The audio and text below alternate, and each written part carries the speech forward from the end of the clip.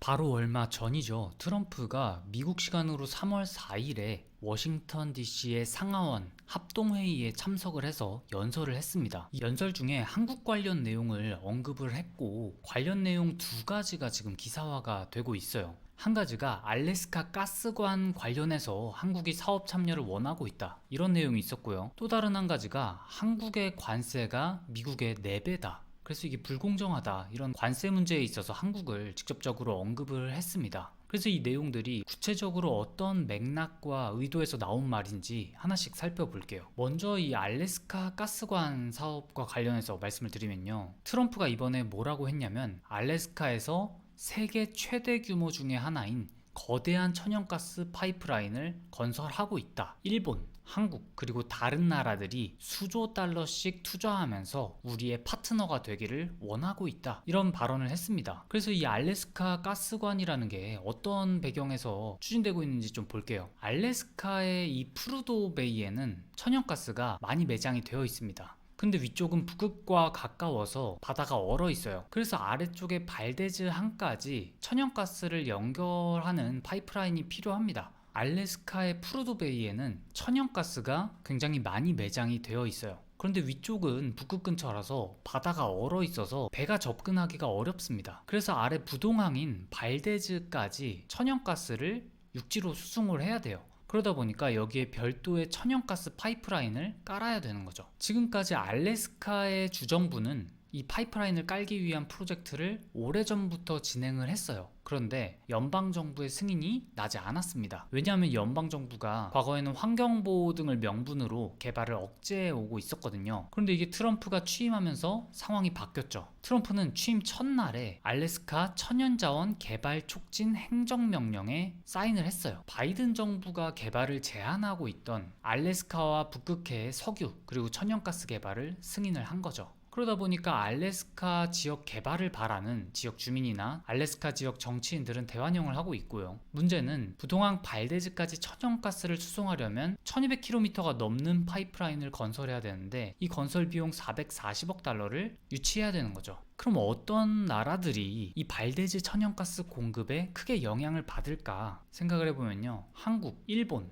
대만, 중국, 이런 극동아시아 국가들이 크게 영향을 받습니다. 왜 그런가 보면 사실 알래스카랑 우리나라가 멀어 보이지만 생각보다 멀지가 않습니다. 알래스카의 발데즈에서 부산항까지는 해상 항로로 거리가 6000km 정도예요. 그런데 카타르에서 부산항을 오려면 9500km입니다. 그러다 보니까 발데즈가 카타르보다 더 가까운 거죠. 그러다 보니까 북극해에서 발데즈까지 천연가스 파이프라인이 건설되면 EU가 아니라 극동아시아가 최적의 수출 대상국이 되는 위치인 거예요. 얼마 전에 일본의 이시바 총리도 트럼프를 만나서 알래스카 개발에 투자하겠다고 이야기를 했었죠. 그럼 구체적으로 이 파이프라인이 건설되면 초기에는 연간 2천만 톤의 LNG 수출이 가능할 것이라는 예상이 나오고 있어요. 이게 어느 정도냐면 한국이 1년에 수입하는 LNG가 700만 톤입니다. 그러니까 연간 2천만 톤이면 반년치에 가까운 물량이에요. 또 일본이 1년에 수입하는 LNG는 6,590만 톤입니다.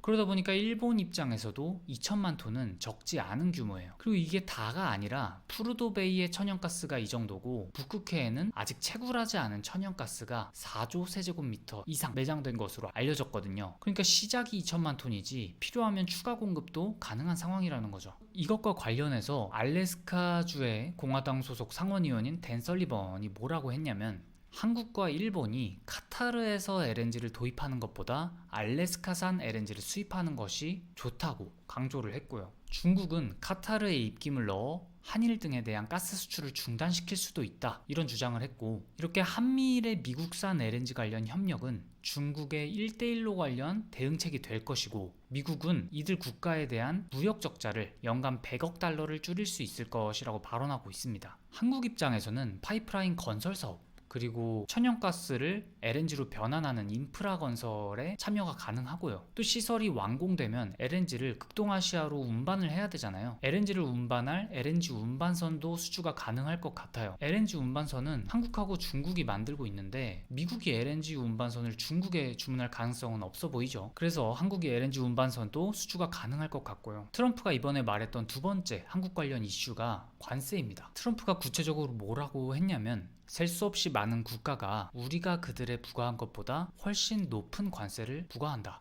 매우 불공정하다. 그리고 한국의 평균 관세는 미국보다 4배 높다. 생각해봐라. 4배나 높다. 우리는 한국을 군사적으로 그리고 아주 많은 방식으로 많이 도와주는데도 이런 일이 일어나고 있다. 이렇게 이야기를 했습니다. 그러다 보니까 한국의 언론들은 어떤 기사들을 내고 있냐면 한국의 관세가 미국의 4배가 아니라 한미 FTA 때문에 관세가 0%다. 이런 기사들을 내기 시작했는데요. 사실 이런 기사는 행간을 읽지 못하고 쓰는 글입니다. 한국은 참여정부 때 미국과 FTA가 체결됐어요. 그래서 상호 무관세로 수출입이 이루어지고 있고 이것만 보면 기사 내용이 맞고 트럼프가 틀린 말을 한 거죠. 하지만 MFN을 봐야 돼요. MFN이 뭐냐면 최혜국 기준 관세율을 말하거든요. 한 국가가 어떤 특정 국가에 낮은 관세율을 부과하면 나머지 국가에도 동일한 수준의 낮은 관세율을 부과하라는 그런 원칙이에요. 국가별로 무역 차별을 하지 말라는 그런 조항인 거죠. 그런데 이 국가별 MFN 평균 관세율은 각각 다 달라요. 인도를 보면 가장 높은 17%죠.